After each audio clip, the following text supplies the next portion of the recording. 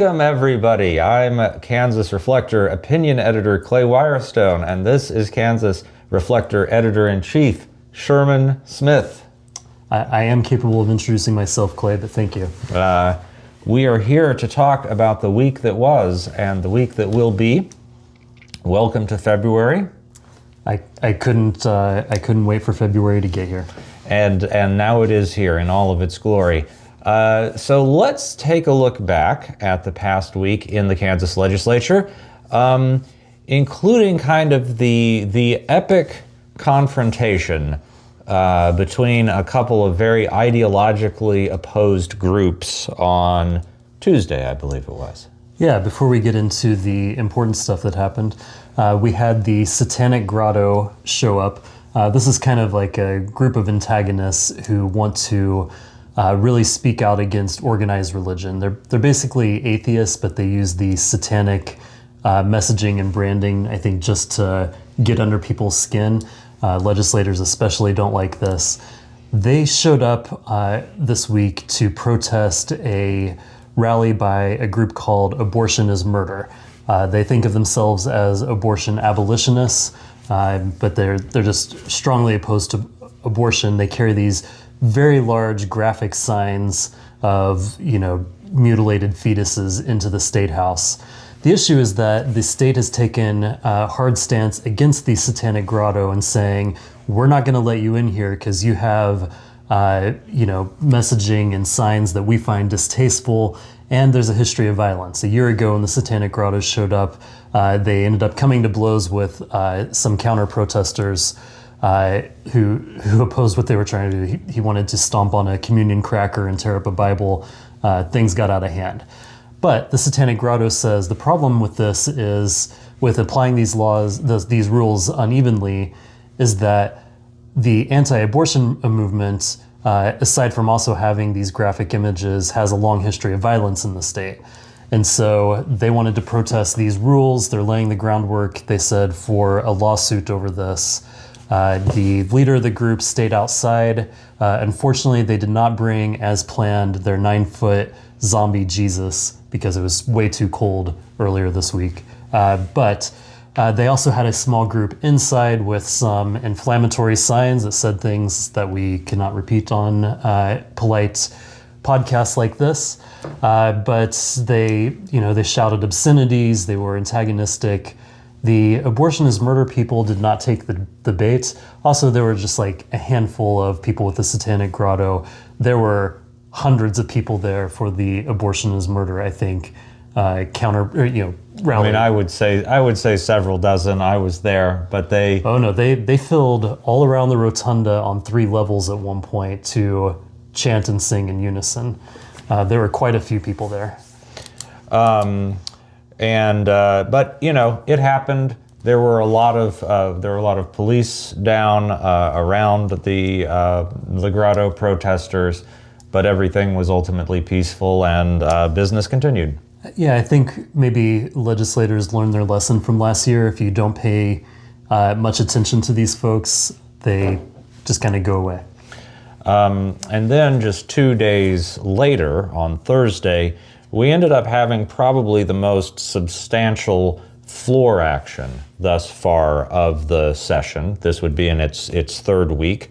And that was when an anti-trans piece of legislation came up in the House.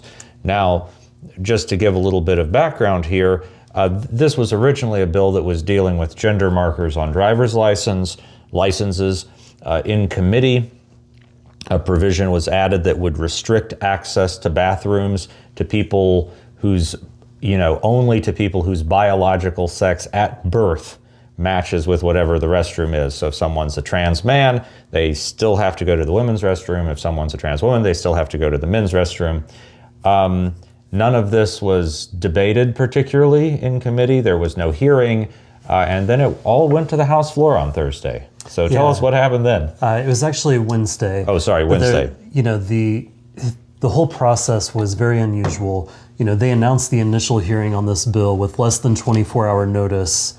As Democrats said, this was an attempt to try to limit the public input on the initial bill, which is just to say Chris Kobach lost in court, and so we want to try to pass a law to make it clear that you can't change your gender marker license on your driver's license, even though this has been happening for 20 years or more, and there has never been any evidence that this has caused a problem. Or any actual complaints from Kansas. Yeah, and no either. complaints, right. So they started with this bill Monday of last week. They in committee, they have a hearing where they don't even announce that they're going to take action on this bill. They just start to take action. Representative Bob Lewis, a Republican from Garden City, says, I have an amendment, and it adds this bathroom ban, which also includes a bounty for people to go out and turn people in and result in thousands of dollars in fines if they're using the wrong bathroom. This applies to bathrooms in public buildings, government-owned or leased buildings. The problem is because they didn't announce this, because it was just an amendment, there was never a chance for the public to weigh in on this. And then they took the bill that they had amended and they shoved it into a different bill, a bill that had already passed the Senate. This is procedural hijinks. It gets out in the weeds. But what all this really does is means the House could take this to the floor immediately on Wednesday, pass this, and then the Senate later that night, because it had started in a Senate bill, theoretically, the Senate could just concur on this without ever having a public hearing in the Senate as well. So the public never had a chance to weigh in on this. Democrats over and over again honed in on this point on the floor during the debate Wednesday. It was a 6-hour debate. Lots of Democrats came up and spoke over and over again about the problems with this bill, their concerns with this bill. Just a few Republicans were willing to step forward to say, we think this is a good idea for various reasons. Most of them dealt with safety concerns. Women don't feel safe if men are in the bathroom. We're actually talking about trans women being in the bathroom with women, and there's no evidence that has led to any concerns or any sort of violence. But the Democrats raised their points over and over again. Very interesting, I thought, was Lewis, the representative who had put this into the bill. He had an amendment, which Democrats said is a sign that this is such a rush process, you couldn't even get it right the first time. Lewis amended his own bill to say, we need a severability clause, so if the courts find that this is unconstitutional, it doesn't invalidate any of the rest of the bill. Democrats, of course, said, well, this is evidence that you know it's unconstitutional to begin with, otherwise you wouldn't be concerned about this. Well, either that or even that the process itself was so rushed that the severability clause wasn't included to begin with, as it often is in more complex pieces of legislation. So this was sprung in debate on Wednesday. The House and Senate both passed it that day. That means it's going to Governor Laura Kelly's desk. The expectation is that she will veto this. It did pass both chambers with the 2/3 majority needed to override her veto. However, this was done right before the GOP annual convention down in Wichita. They like to have something that they can hang their hat on right before the convention to say, look at what we did with our strong supermajority powers. There's no guarantee that they can override the governor's vetoes, but the early indication is that they do have the support to do that. Only one Republican in either chamber, Representative Mark Schreiber, a Republican from Emporia, voted against this.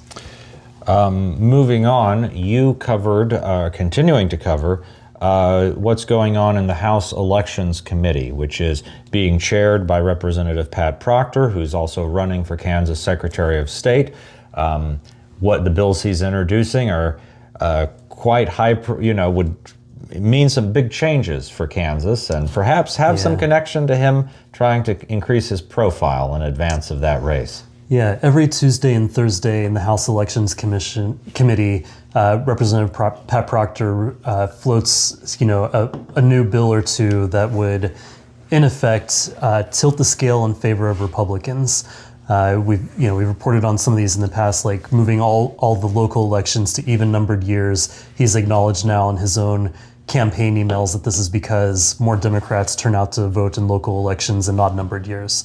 The latest proposal that I'm writing about is this initiative that would really crack down on people who help voters turn in their mail ballots. This is one of the things that party leaders, volunteers, and just people who believe in high voter turnouts have volunteered to do for a long time. They'll find out everybody who has requested an advance ballot and has not yet turned it in, and they'll go to them and say, do you have a plan to turn this in? If not, let me help you. Fill out your ballot. I'll take it down to the election office for you. I'll put it in the drop box, or I'll put it in the mail for you. Pat Proctor has said he wants to get rid of advance voting in its entirety if he had his way. And so his latest idea is, if you want to help somebody turn in the ballot, you have to put your driver's license number on the ballot envelope, where it potentially could be exposed to anybody who sees this. It would raise a lot of privacy concerns. You also have to be a qualified elector, he says. There's concerns about, what does this mean? Does that mean you have to be in the same precinct as the person that you're turning this in, or just a Kansas qualified elector? It's not really clear in the law yet, but also people pointed out there's a lot of high school students who volunteer to do this work. If they're not 18 yet and they're not eligible to vote, they would not be a qualified elector. It would cut down on them. There's some steep penalties. It would actually be a crime to violate these rules. The whole thing is just seen by opponents as a way of discouraging people from helping turn in ballots. This will disproportionately affect Democrats who outnumber Republicans 2-1 in turning in advance ballots. Well, and there's just a lot of ongoing drama. Yeah, and I should point out too that this was Pat Proctor's idea. There were 0 proponents for this. Highly unusual that we would ever see a hearing on a bill which not a single person anywhere was willing to stand in front of the committee and say, this is a good idea. Indeed. And we will one of the things that's important to understand when talking about these elections bills is that this is a House committee, and there are at least 2 more or multiple more steps that would have to happen for these to become law. They would have to make it to the House floor. So in other words, they'd have to make it out of the committee, and then the whole House would have to vote on it.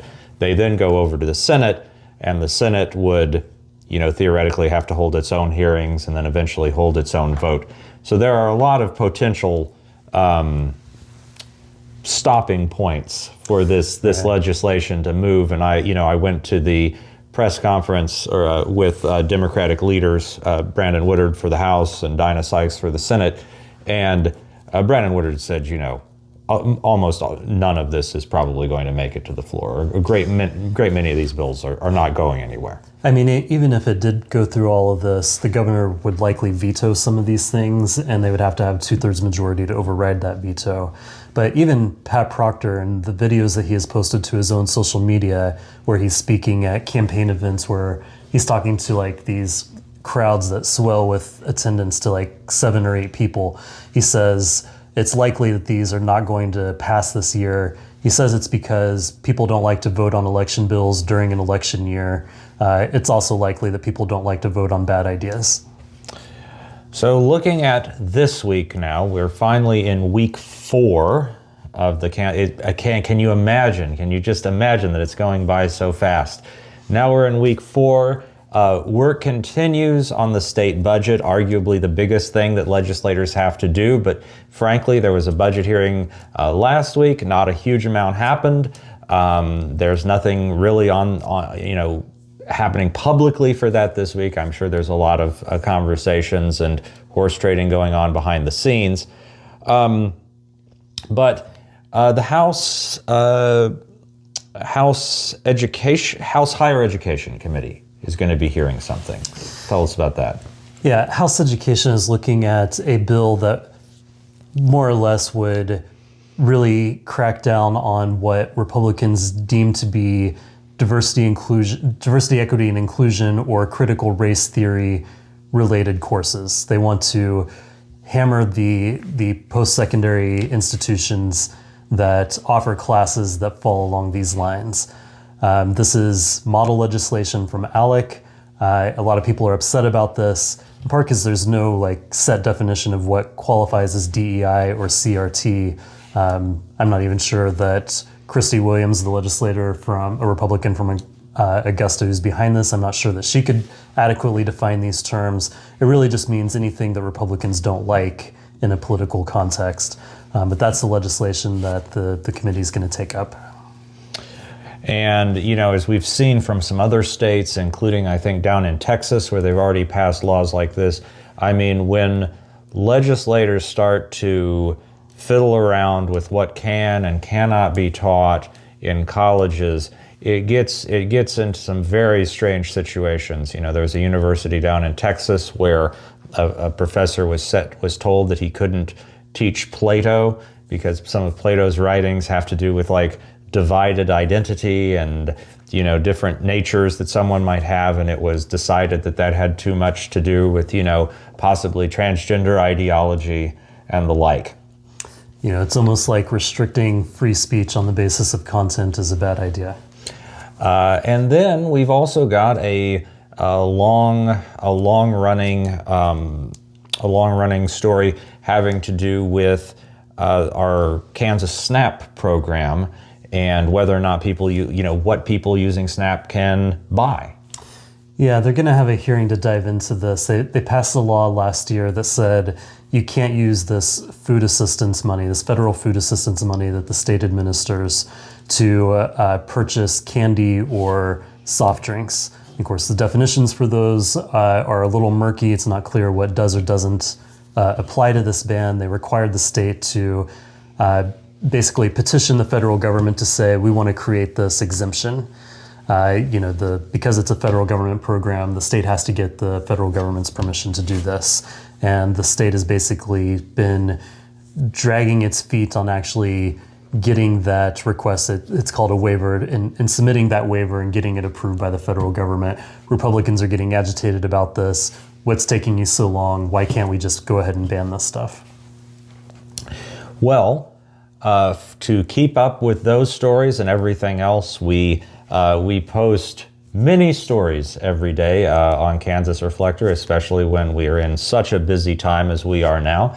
Please subscribe to our newsletter. It comes out every day, 7 days a week, however many days a month, 365 days a year. Go to kansasreflector.com/subscribe. That's kansasreflector.com/subscribe. Now on to a couple of more items here for our viewers over at the Call in Kansas City. And there we have a cat cameo. This is Chimera. Hello. Hello, Chimera. Any more action on property taxes happening, Sherman? It's a very good question, Clay. The answer is no. There is no action on property taxes.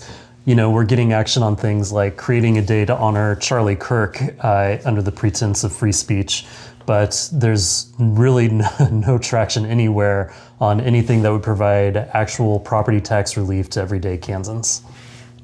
And Democrats themselves actually held a press conference, press availability on Thursday, I believe it was, having to do with recent abuses by Immigration and Customs Enforcement.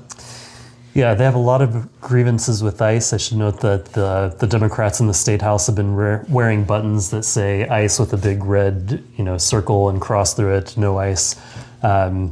The issue here is they want to pass legislation that would require ICE agents operating in Kansas to not wear a mask and would ban their warrantless raids.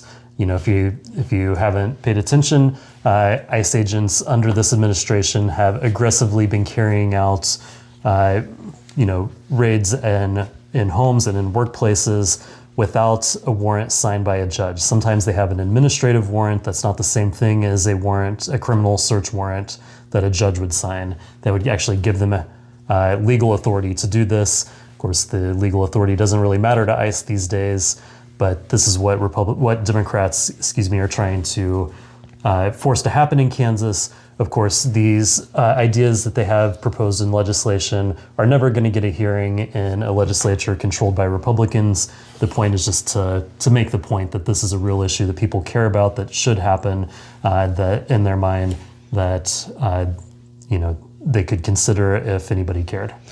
And also to be clear, we haven't seen evidence, at least up to this point, of really widespread ICE action or enforcement going on in Kansas.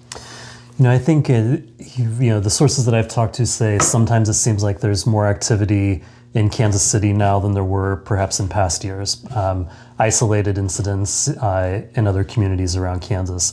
It's not really clear whether this activity is more intense or more frequent than it has been in the past. But what is clear from the people that I've talked to, the attorneys, immigration attorneys and advocates out there, they say that ICE agents are routinely disregarding constitutional rights, human rights, law and order as they carry out these raids. Well, Sherman, thank you for inviting. We're actually taping this at Sherman's house, so I shouldn't thank Sherman for coming here because he was already here. But thanks for chatting today. Yes, thanks for joining me here at the Wall of Sound behind us. That's right. My name's Clay. This was... I am Sherman Smith, editor of Kansas Reflector. And thanks so much for watching and listening, and we'll see you next week.